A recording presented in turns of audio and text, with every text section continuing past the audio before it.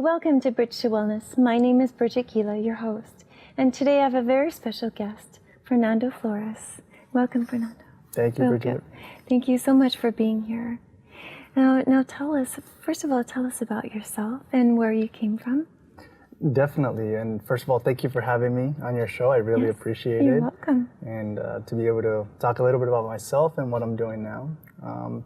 So my background is I actually was born in Evanston, Illinois, and I lived there for probably 9-10 months. So I was a baby before I went to live in Mexico.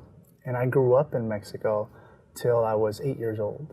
And I grew up with my mother and my grandmother while my father worked in the United States and where he provided for us.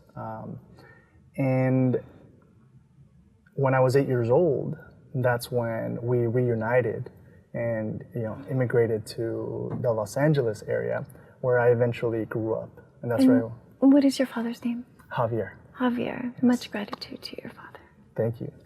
Mm-hmm. And when we reunited and I was 8 years old, it was definitely a big change for me. It was a whole new world. I didn't understand the language. I definitely felt like an outsider. And being from an immigrant family, growing up low income, because my mother worked cleaning houses and she was an immigrant. And as an immigrant, she felt a lot of fear around what if we were separated, right? And from my father's end, he worked in doing restaurant work. And so growing up in a family where we, in many occasions, were living paycheck to paycheck, right? Definitely was something that was my lived experience and something that eventually motivated me to do the work that I've done for the past 10 years as an attorney. And part of my journey in growing up in the United States was feeling like an outsider as, coming from an immigrant family. And I remember my mother and my father facing different employment-related issues, right? Problems around, being made fun of because of how they spoke English or not being able to speak English, and sometimes not getting paid adequately, right? So I remember all those things taking place in my family, and I knew that it wasn't right what they experienced. At a very young age. At a very young age. I knew because I could sense it, I could see it, that it wasn't right, especially how they were experiencing it. I saw that it didn't feel good for them, right, to be mistreated, right, as workers. And at that young age, I didn't know what to do about it. I had no sense of, how do you enforce your rights, right? But it stuck with me, and I knew that it wasn't right, and I knew that I wanted to do something about it. I just didn't know what. So fast forward a few years, and when I was 12 years old, had been in the US now for about 4 years, I was actually in a car accident.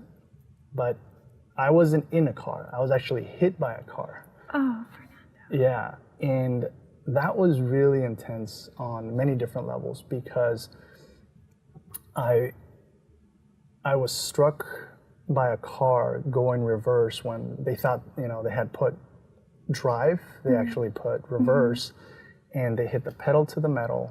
They hit 7 other people and myself, but I took a really big hit where the back part of the car hit my leg and it broke my femur in half. And that was something that really impacted my sense of mobility at a young age. Because even to this day, I remember that period in my life when I had to be in the hospital for 26 days because what the doctors did, they didn't want to leave any metals or screws in my knee. I was 12 years old. Right. You know, At such a young age. Exactly. You're still growing. Mm-hmm. Exactly. And I think mainly because of that, because they knew that I was 12, that I still had, you know, a lot of a growth spurt to go through. They didn't want me to have any sort of impediments in there. Yeah. So what they did was, through my knee, they put a screw, right, that eventually was tied to a pulley, where my femur basically, over the period of 26 days, because after it broke, it dropped to the side. Like one part, the top part of the bone fell to the bottom part of the bone. And so they had to realign it. And that took time. Oh, interesting. Yeah. And so over time with the pulley, once the bone realigned in that 26-day period, then for the first time in those 26 days, because I was, you know, in bed the whole time. You know, and it still dropped. It still shifted? After the 26 days, when it realigned, what they did was they put me in a cast from the top part of my belly, the lower part of my chest, like right in the middle of my torso, all the way down to my ankle. No. Yeah. So it wasn't like I was done with those 26 days at the hospital and it was over, right? Now I was still laying down, but it was with my legs stretched out and a full, almost like body cast. Yeah. Did you have a lot of itches? I did, especially because this was June 12th of 94 when the accident happened. So 26 days in, I spent my birthday in the hospital. And that's rough for a child. That was rough, you know, and you know, even then I still remember trying to keep a smile on my face. Yeah. But the hardest part, Bridget, I think, was when we would have visitors and sometimes they would kick the pulley, which would then shift my leg while I was laying in bed, and that caused a lot of pain. Oh. That was definitely painful. I think the rest I was able to manage. And the 7-week period, when I was laying down, it was all in the summer in Southern California. So it was hot and itches were common. Yeah. But yeah, you know, and I thought that was the hard part. But the hard part was actually once I had the cast taken off and then I had to go to therapy, that was really tough. Basically, almost learning how to walk again. Yeah. Yeah. And maybe getting past the fear. Yeah. I mean, actually, Bridget, like that experience caused a lot of fear in my family because there was fear of whether I was going to recuperate fully again. There was fear around how are we going to pay for, you know, the emergency medical bills, right? How are we gonna take care of a lot of these things, right? And this is the period when we were down, right? We were down emotionally, we were down spiritually, we were down physically, right? When we were able to get the help of an attorney to represent us in a case that related to my injury, right? And that attorney being able to help us out was something that inspired me because I saw the power that this attorney had to represent someone when they were down. Down but not out, right? And I wanted that.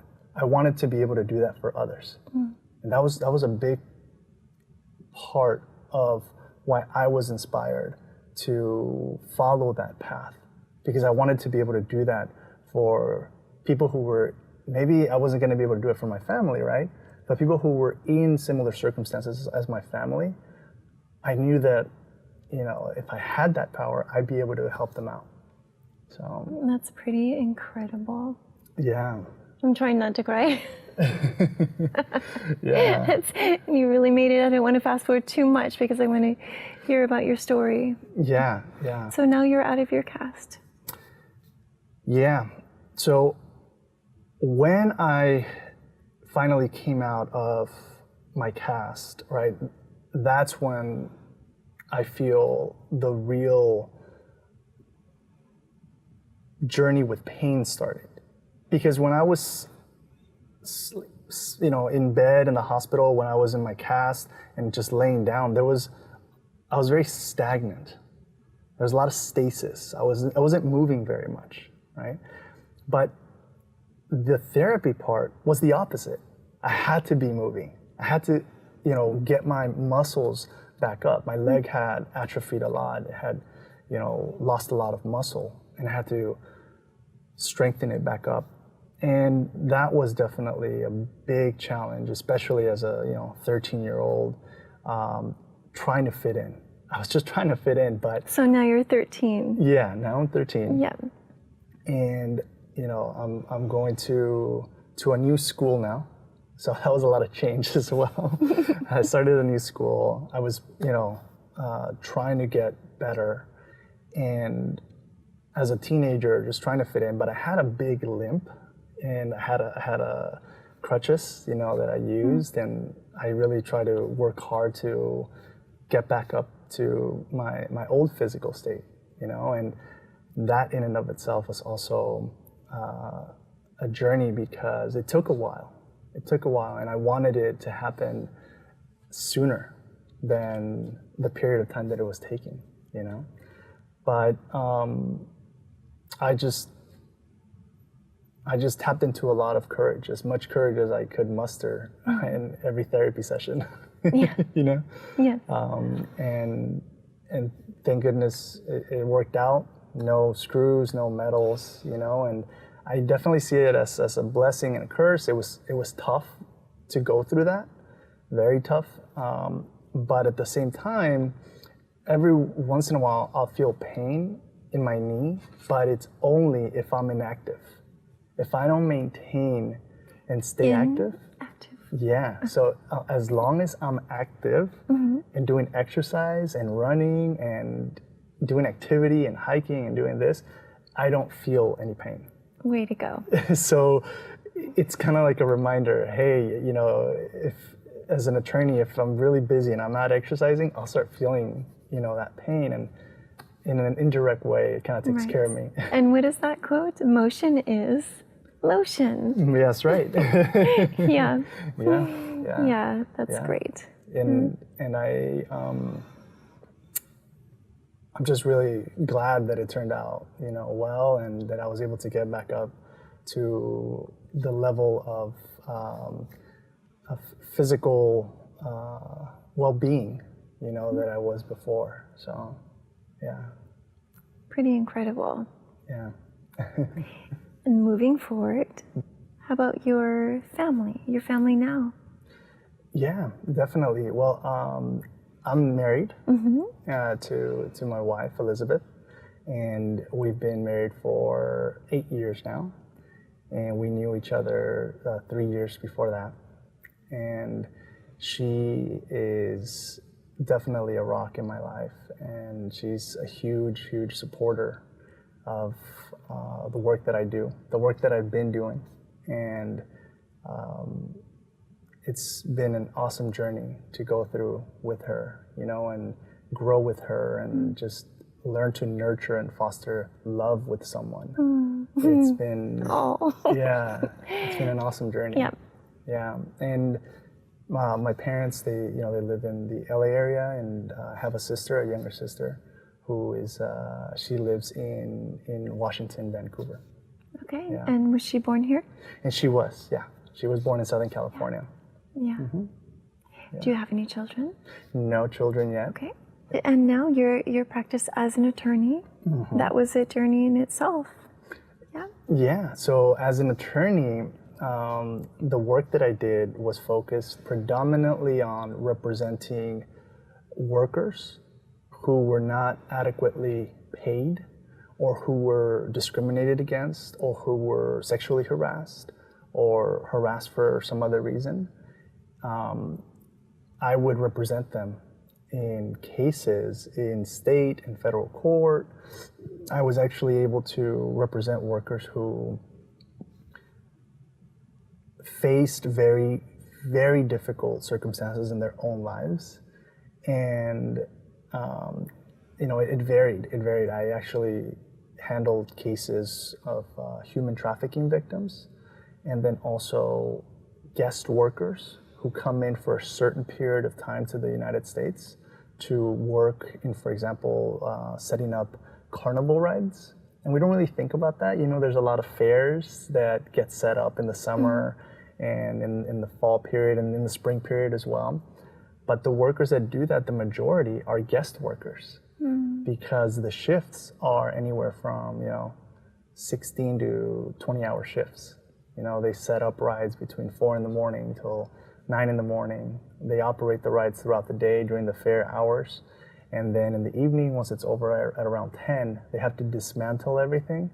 They'll finish like at 1 in the morning, and then they'll drive to the next location. And they'll sleep in the back of these big rigs where they have beds there for them. And then they get to the next location, 5, 6 in the morning, and they start the process all over again. And they'll do this for months at a time. And I represented workers that, who did that work and were paid much less than the minimum wage, right? And so that was one of the cases that I still remember, and also workers in a lot of different industries, that did domestic work, restaurant work, similar work to what my parents had done when they first, came to the United States themselves. And I really advocated for them fiercely, for all the clients that I had, because I just had that fire in my belly, and I did it for 10 years, and yeah. You were the voice. Yeah, and I think that hits the nail on the head, because a lot of these workers, they themselves being immigrants, a lot of times they just want to be heard. They want to be seen, just like anybody else, right? At the end of the day, that's what we want. And for many years, they were not seen. Nobody saw them. Nobody saw the injustices that they were facing. And so as an advocate for them, and there's a lot of advocates that do this work, right? But I myself try to make sure that their story was heard. If they were up for the challenge, and many of them were, right? I wanted to make sure that their story was heard, whether it was because a lot of times the opposing party didn't want to hear anything, from my clients. They were like, no, that's not true, and we would get into these big arguments. But at the end of the day, a lot of them just wanted to be heard. They wanted their story to be put out there, and many times they didn't care if they won or lost. They cared about being heard. Being heard. Yeah, being seen. Yeah. So that was definitely a powerful, area to get into. Yeah. Did they seek you? So, yes. They typically sought the organizations that I worked for, right? Or the law firms that I worked for, or the state agencies that I worked for. Because I've worked in the nonprofit sector. I worked for a brief period in the private sector, and also for the state government. So a lot of times when a worker is in that situation where they themselves don't have an understanding of how the legal system works, they're not going to go straight to the courthouse and file a lawsuit, because they don't have the know-how of how to initiate that process. And it's, it can be simple if, for example, it's a small claims case. But it can be very complex if you need to file a complaint, a formal complaint, serve it on the other side, and do it through state and federal court, right? That gets more complicated. So they would reach out to some of the nonprofits that I worked at in Los Angeles, here in the Bay Area, and then when I worked for the labor commissioner, the state labor commissioner who handles enforcement of the labor code, they would go to the labor commissioner's office. So a lot of workers end up going to the labor commissioner's office because they know that that's a state agency that enforces those rights. And that's one of the main reasons why I worked there, and I really enjoyed my time working there, because the mission meshed really well with my passion, right? Yeah, I see that as well. Yeah.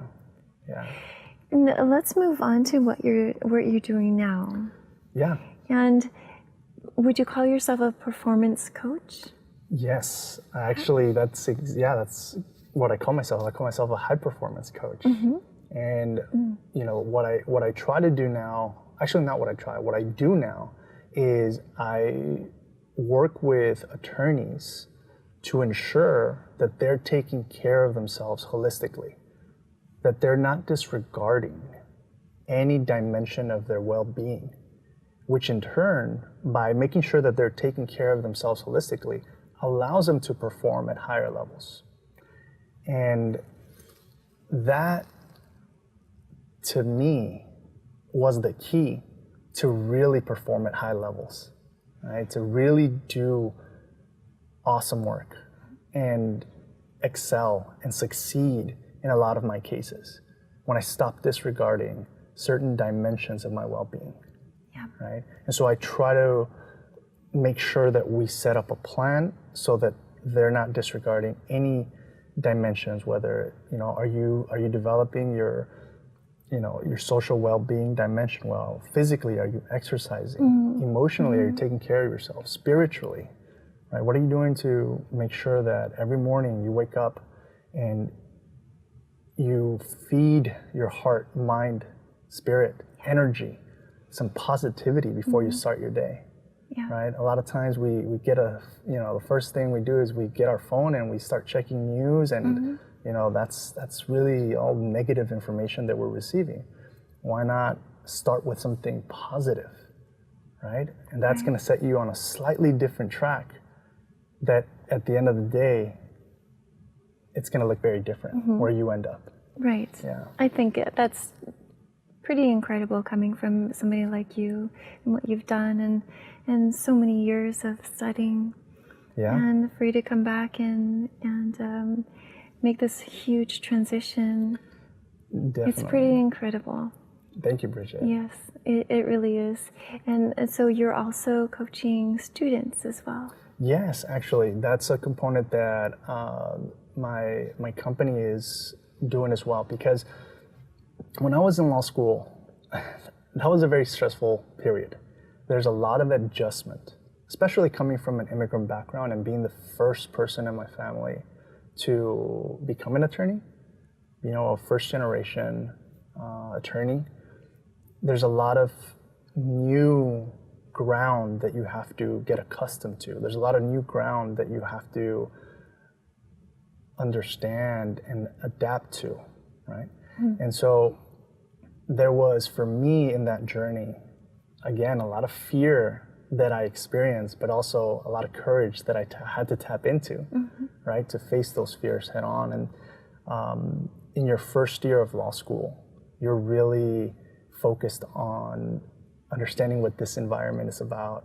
It's a lot of reading, and the reading is not, like a simple book or something that you just read. It's fun reading. Like, it's intense cases, complex cases around codes, labor codes, and interpretation of those codes and all of that, right? So you're getting adjusted to this new language, this new system. And then you go through that your entire first year. Then your second year is you do that, right? Which is not new anymore. But now you're having to balance all of that work with all the other activities that you get involved with.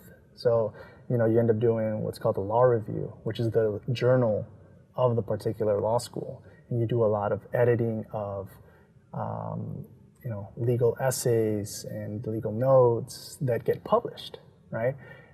Or you're part of different organizations, student groups. And so you become a leader of those organizations. And so you're having to balance a lot your second year as well. And for me, actually, it was in my second year where there was a period of time where I experienced depression because I was just so busy. And there was like a 2-week period where I was working, 14, 15, 16 hours a day, and I was not seeing the light of day. It was during like the winter period, and I was really just really going through a tough time. where I was not taking care of myself, right? And so to be able to come out of that, it was really, really important. And I'm glad that I did, that it didn't last, longer than several weeks for me, right? Because I know, especially now doing the work that I do, it can last a lot longer and it can be a lot worse, right? So, and I try to talk about that experience so that folks know that everybody is going through something. Everybody's going through something that, if you're experiencing something that, is either anxiety or stress or depression or akin to that, you're not alone, right? And even the people that are out there that look really confident and that seem to have it all together, we're all going through something. Yes. So, yeah. It takes a team, it really does. And that's why I feel it's very important to create like-minded people, and the same association, just so you can move fast, so you can grow and support each other. Yeah. And I think that's what I'm doing with I Matter Now. Just creating this space where attorneys, advocates, law students, and anyone else in a profession that is fast-paced, high stress, is able to gain some skills so that they can process some of these sentiments, some of these very challenging sentiments that we're all going through in some form or another, right? And just to get back to your question, in my third year of law school, the challenge that comes up is you have to take the California bar exam, right? I had to take the bar exam. So at the time when I took it, I didn't pass the first time. And now it's a 2-day exam, but back then it was a 3-day exam. So I took it again, so that's a total of 6 full days of examination. And there's a lot of preparation that goes into it. And in failing the exam the first time, I learned a lot of strategies that didn't work, and I learned a lot of strategies that do work. And so that's what I'm ultimately now helping law students with, and making sure that they know these strategies so that if they implement them and adopt them early on, they don't necessarily have to take the exam again, right? So, yeah. Right. Yeah, that's pretty awesome. Just to be able to have all the tools necessary. Once we have all those tools, we can pretty much open up that imaginary toolbox. Yeah. And say, what tool do I have for this situation? Yeah. And one of the things that I try to bring awareness to is we always have 2 options when we face a big challenge. Option 1 is we can do it in a stressed, frustrated, maybe fearful way. Option 2 is we can do it in a centered, focused, and grounded way, right? And the difference between the 2 is really mindset. And being able to see the situation not as a threat, but as an opportunity for growth. Not as something that's gonna bring you pain if you don't quote unquote succeed at it. Misery, right? But something that's gonna bring you a new level of growth and a new level of success, just in attempting to do it. We're going to take a quick break. Okay. And we'll be right back after these messages. See on page 4 that the projections need to be earthquake next Thursday. Seriously? Thursday? Can't do that. This is really inconvenient. I have yoga that day. I have no time for this. So. I can't do Thursday, but I can do Friday. Disasters don't plan ahead. You can. Talk to your loved ones about how you're going to be ready in an emergency. Don't wait. Communicate. And welcome back to Bridge to Wellness. And here we have Fernando Flores. We were talking about what you're doing now. And please tell me the title of your business now. Definitely. It's called I Matter Now. I Matter Now. With one T.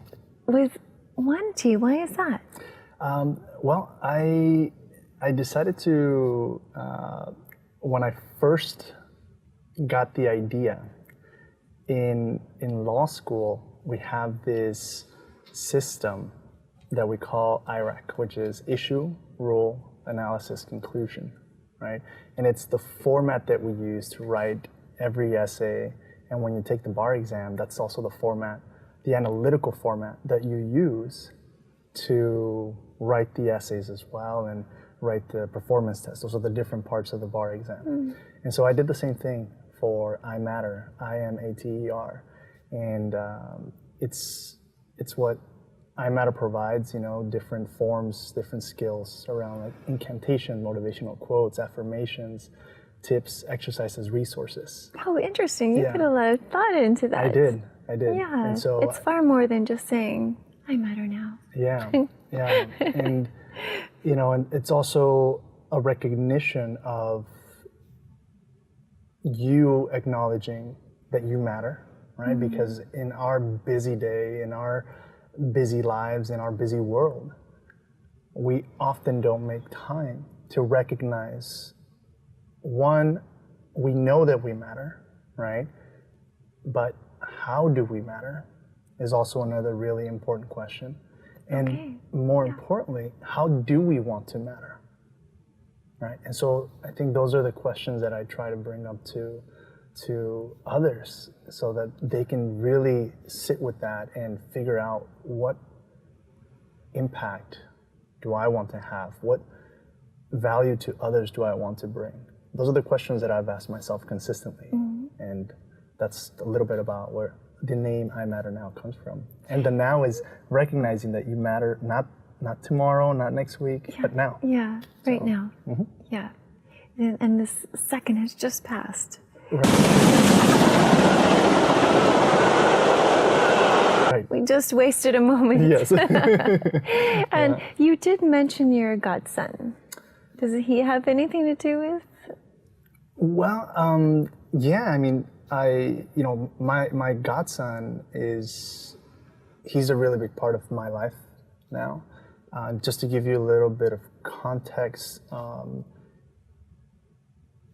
in 2015, my mother's oldest brother, she comes from a family of 11, and her oldest brother passed away.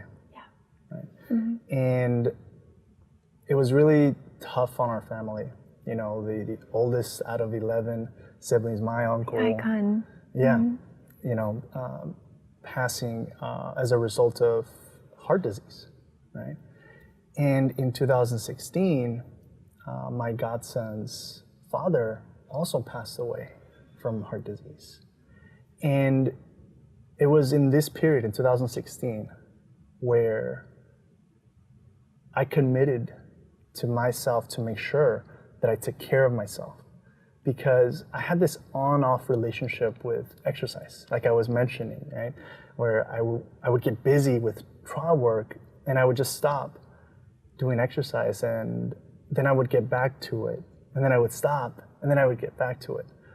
But what I decided to do, you know, as a result of my own... We can do planks right now. Yeah, and talk. That's right. Little jumping jacks. Yes. Yeah. But as a result of, you know, their passing, and my friend who passed away in 2016 was my godson's father. He asked us a month before he passed to be my godson's godparents. You know, he asked my wife and I, and a month later he was gone. And that was really, really tough as well. Really, really challenging on all of us. And, you know, even to this day, there's definitely days where it's, you know, it's tough. But he lived his life with just a big smile and a big open heart. And it was a big impetus for me to, one, take care of myself, but also start thinking about what kind of impact do I want to have on others' lives? What kind of message do I want to give to others, and what skills am I not tapping into that I could tap into and really impact people's lives with? And so those experiences for me were a huge impetus to have a reshifting of that taking care of myself, right? One. And as I continued to stay committed to exercising consistently, then I started doing other things. And it was kind of this snowball effect, right? Where I was exercising, and then I started meditating consistently. I started journaling consistently. And so I was reflecting, and I was also reading a lot more, and I was learning and growing, and I was reintegrating everything that I was learning, and I was just really becoming this person who was reintegrating a lot of that information that dealt with holistic well-being. And once I made the decision to put myself first, and a lot of times it sounds selfish, right? Especially if we're parents, if we, if we have our parents, it's like, well, what do you mean? Don't you want? Or if we were married, don't you put your spouse first or your kids first, right? And I push back on that sometimes, because if you don't take care of yourself, if you don't fully love yourself, then you're not going to put out that relationship that you're asking of your children, or that you're asking of your loved ones, right? So the more self-love that you can foster, the more self-care that you can foster, the better you're going to be able to do that for others. Yes. Right? Yes. And so, yeah. Oh, I agree. I agree. I have a hunch that you do, Bridget. When we take care of ourselves, we then can open up the floodgates and say, bring it on. Bring it on. Because I've taken care of myself. I got it. I feel good. Now I can handle the world. I can tackle the world. Yeah. Until it's time to rest again. Yeah. And so it's just this cycle, but we must take care of ourselves. Yeah. And I fully understand. Yeah. Yeah. From my experience, I had many years, even as an attorney, where I disregarded, for example, my emotional well-being, right? Growing up, and through no fault of anyone, this was just my experience, I didn't learn how to manage or process emotions. We don't get taught that, and we don't get taught that in middle school or high school or university or law school. That's not a skill that we get taught. Emotional well-being, emotional awareness, emotional growth and responsibility. Those are not things that we get taught. I didn't get taught that for a really long time, and I had a much more limited scope, a much more limited spectrum of the emotion processing that I was able to do. And so once I realized that a few years back, I decided to tackle it head on. And it was like unlocking this key where I was just able to see everything like in a very different way. Because, I hear it in your voice too. I listened to your podcast. Yes. And I thought, my goodness, you're speaking from your diaphragm, and I felt so much energy when you were speaking. Yeah. It was so great. And when you speak with energy, you can be easily heard. Yeah, that's true. I love that. I'm working on that myself.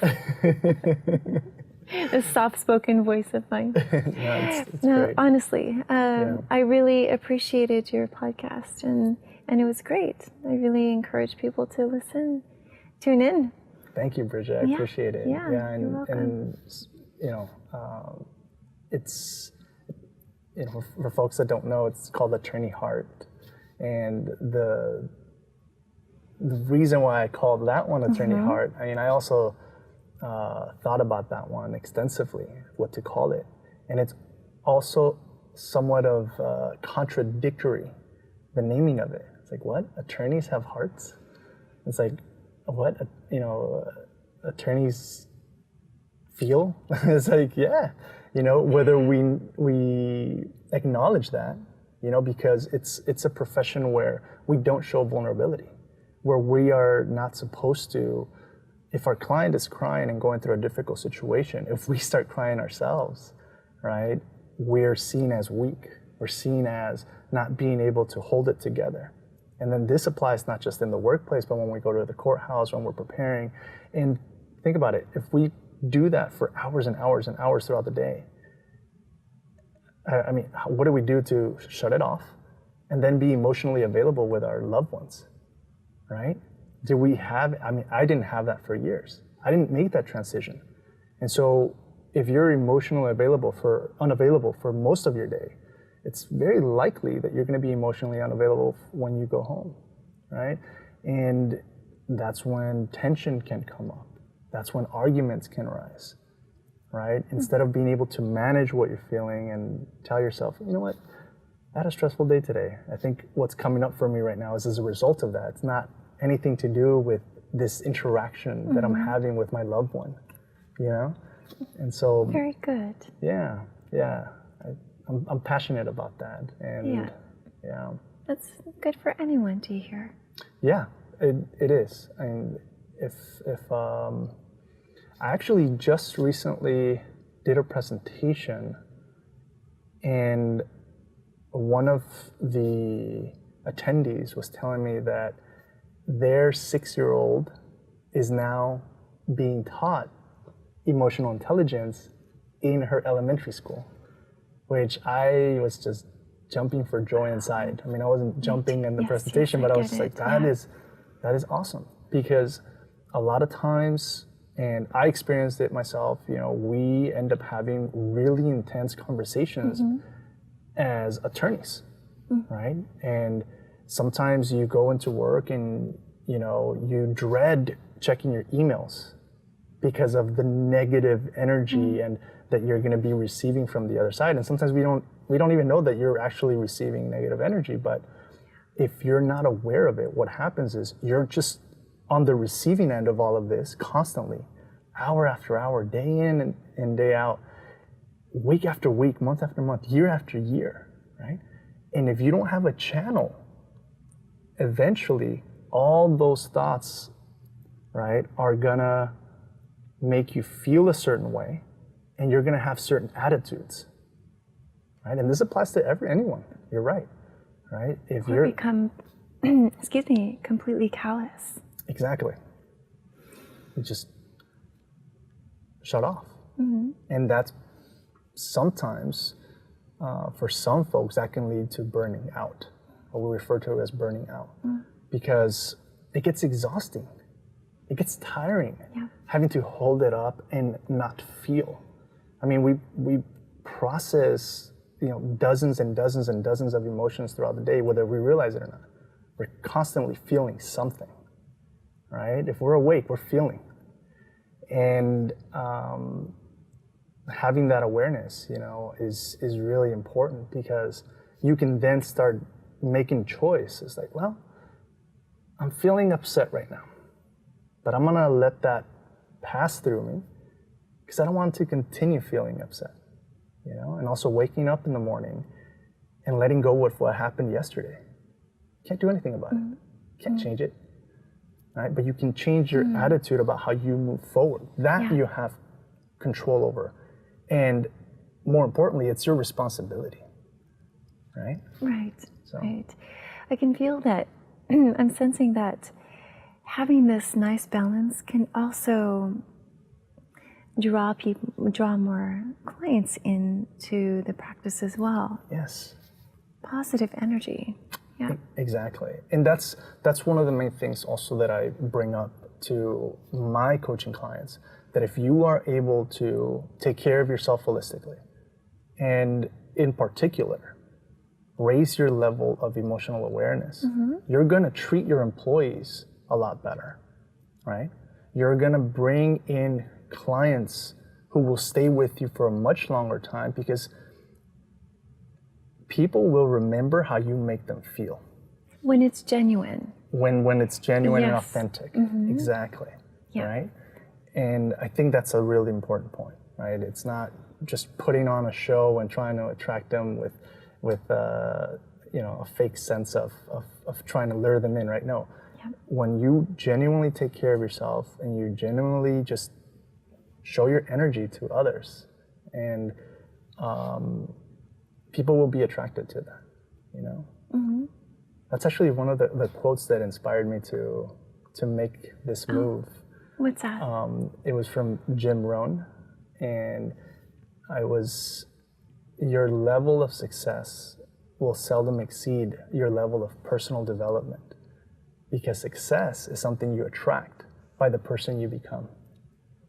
And so that's when I was like, I was really focused on success, not so much on who I was as a person. But then I really started focusing on, okay, who am I as a person? I had to just start there a few years ago. You know, I was like, who am I? You know, I had leaned on this professional identity that I had built for myself for so long that in many ways, I didn't know some aspects of myself. So in some ways you were stuck. In some ways, I was stuck. In some aspects of my well-being, I was. Yeah. And so in going to those places to get myself unstuck, I learned a lot about myself and I learned a lot of strategies. And so, yeah, in a way, I like that, Bridget. I help people get unstuck. Yeah. Yeah. Yeah. What do I say sometimes? What do I say? Unstick the stuck. I need to unstick the stuck. That's right. It's very tiring, I feel, to live a very pretentious world. To be very pretentious, it hurts. And we sort of live in misery. And we do become stuck. Yeah. It's a very nice feeling when we can even work genuine. Yeah, it's true. It's lighter. And that's where faith comes in. We don't have to worry about receiving so many clients because faith handles that. Abundance is abound. Yeah. Faith, we take care of ourselves. Mind, body, soul, spirit. When we balance ourselves out like that, and we've got it. Abundance. Yeah. Yeah. And things start pouring in. Yeah. It's true. Now, don't quote me on that. But it certainly does feel good. Yeah. When we put that ourselves in that process. I think I'm going to quote you on that every day. Because I completely agree, Bridget. You know, I had a scarcity mindset where even though I had everything that I needed, you still feel like you don't have enough, or you yourself are not enough, right? And so once I started doing my gratefulness meditation, for example, consistently every single day, I just realized I have everything that I need. I'm the person that I had been waiting for. Yes. We all are. Yes. But some of us, we just don't realize it. You know what I mean? Yeah. And so we go about our days trying to find fulfillment in the external, when you can do it just by increasing that self-acceptance and self-love, and really find one of the hardest things that we have in developing in our lives, which is joy, right? And when you find that component of yourself, it's life-changing. I'm so grateful for it, you know, that I'm able to help my fellow colleagues, you know, and and future advocates that are going to make real changes in this world, make sure that they're taking care of themselves, you know, helping those who are helping others. I love doing that. Yes. I love it. I mean, I don't work anymore. I just serve. I get it. I stopped working. I don't. Every day I serve. That's what I do. You know? And yeah. As long as we're getting enough sleep. Yeah, that's right. I keep relearning that over and over and over again. Yeah, and drinking enough water, getting enough sleep, yes. you know. Dr. Sophie, yes, water. That's right. Yeah. Yeah. We have to make sure that we walk the talk as well, right? And I try to keep that in mind as well, because entrepreneurship it's a different game for me. It's been a different game, and I've had to adopt new strategies, adapt to new environments as well. But because I've been doing it for almost all of my life, since I came to the United States, Yes, you have. it doesn't scare me. You know, and a lot of people I noticed would tell me, it's like, look, you know, you talking about your dreams is one thing, but you actually leaving the comfort of a very stable job to pursue them, that's very huge. different. It's huge. And yeah, I mean, I was like, I just believe in it so much. I believe in helping others this way, and so much that I just could not be held back. And it's not held back, it was more, I had to be unleashed, you know? Yeah. So, yeah. Yeah. I really encourage that. It's pushing yourself off that threshold. Yeah. Sometimes we're staying just right at the edge. We just kind of observe and look and take a few steps back sometimes, oftentimes, and tell somebody behind us. That's where you come in to kind of push past the threshold. That's your job, correct? Yeah. Just a little nudge. They just need the tools and a little bit of nudge. Yep. I feel. Or 100. Yeah. Or 100 nudges. 100 nudges. Yeah. I mean, I really do see my job as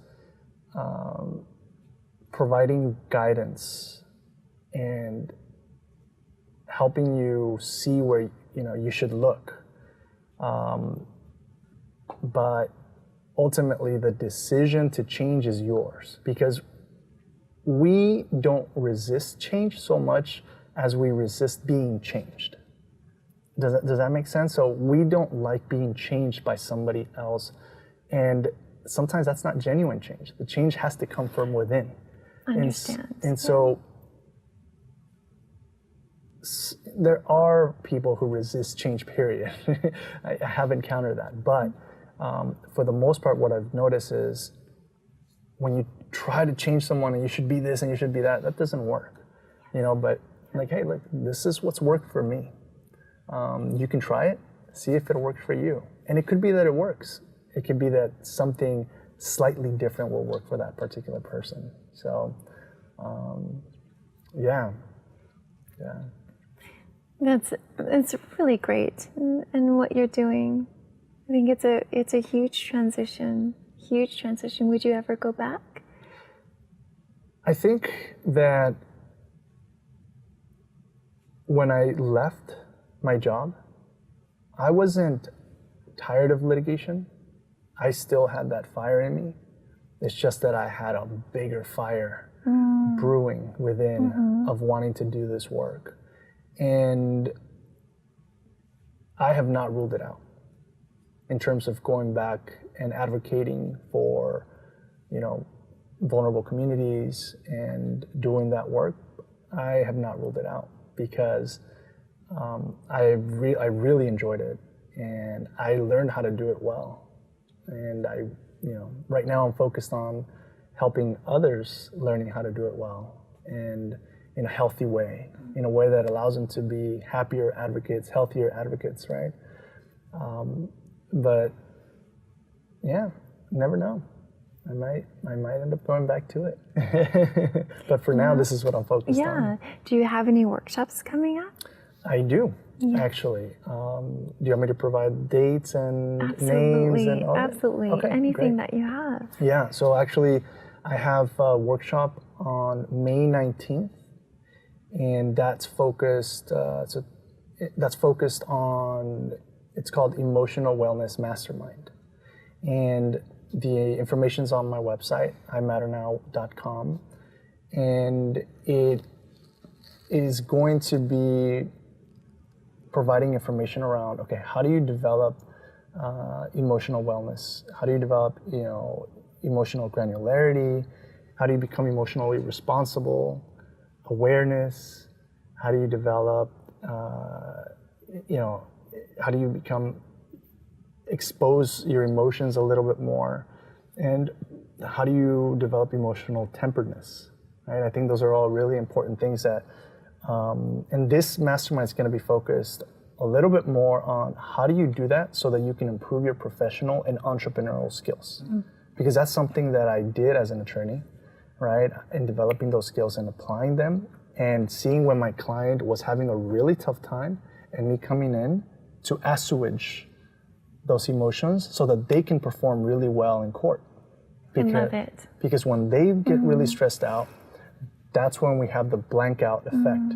And when we're really stressed out, our attention allocation shifts to keeping us safe versus trying to remember everything that you want to say in front of, all these people in the courtroom. So it's really important for attorneys to develop these skills, and not just in being able to manage yourself, but being able to manage your client, being able to manage opposing counsel, or being able to manage, the judge in the courtroom as well. So that's one workshop that I have coming up, and It sounds like a very powerful workshop. It is. I mean, we dig into real life situations, and we work through them in the workshop. And it's a 3-hour workshop in Berkeley, so it's here in the Bay Area. And then the other one that I haven't announced anywhere yet. So this is going to be the first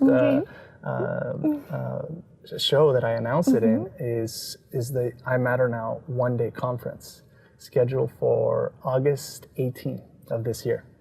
So it's going to be in San Francisco, and there's going to be more information coming on that one later this month. I can't wait. Yeah, but for now, if your viewers can save the date, that would be great. So August 18th, one day in San Francisco, and that one's just it's going to be great. It's going to focus on a lot of... It's going to be great. You're going to have everyone doing jumping jacks and planks. yeah. Just kidding. Yeah. So, and the information is on the website. So it's imater.com. imaternow, imatternow.com. Okay. So, that's your website and your workshops and then your podcast? Yes. And so my podcast is Attorney Heart. And that one is on iTunes. You can also find, if you just search Attorney Heart on YouTube, the videos are there. And if you have any questions for me as well, my email is imatternow, again, imaternow @gmail.com. And I'm also on the social medias, LinkedIn, Facebook, and Instagram. And folks can reach out to me and follow me on those venues as well. Perfect. I would definitely promote you. You have so much to offer. Thank you, so Bridget. much for the professional, for entrepreneurs, for anyone. Yeah. Anyone. Yeah. I thank you so much. Thank you so much. I Thank you, really Bridget. enjoyed having you on my show, and I hope you come back again. Thank you, Bridget. I really appreciate it. Thank you so much.